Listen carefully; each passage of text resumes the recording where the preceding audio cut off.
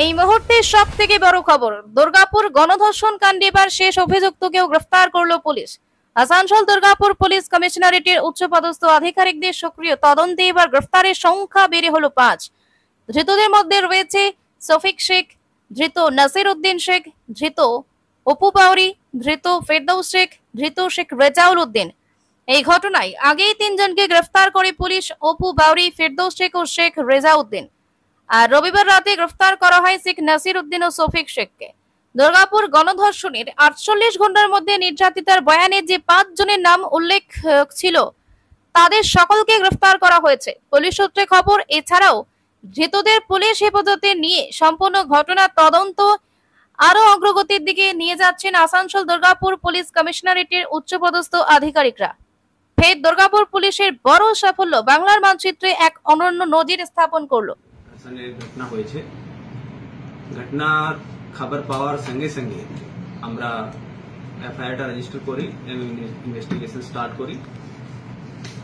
প্রথম দিনেই আমরা 3 জন আসামিকে অ্যারেস্ট করি।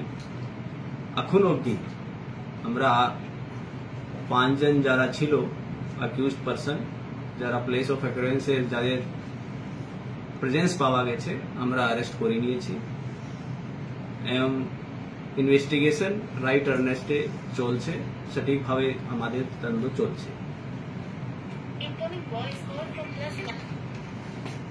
আমরা এই ঘটনায় খুবই মর্মাহত, দুঃখিত এবং যে নির্যাতিতার পরিবার আছে তাদের পাশে আমরা সবসময় আছি, আমরা ছিলাম এবং থাকব।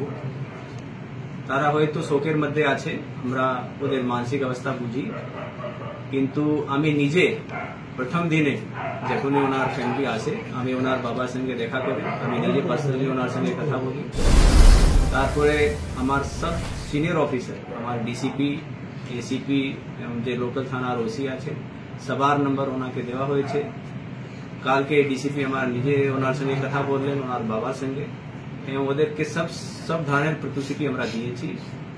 যতগুলো আসামি আছে আমরা কঠোরতম শাস্তি এনশোর করব, ওদেরকে আমরা বলেছি, ওদেরকে জানিয়েছি। ওদের পার্সোনাল সেফটি এন্ড সিকিউরিটির ব্যাপারে আমি নিজে ওনাকে বলেছি, কোনো পার্সোনাল গার্ড ওনাকে লাগবে, উনি হয়তো কোনো কারণে নেয়নি।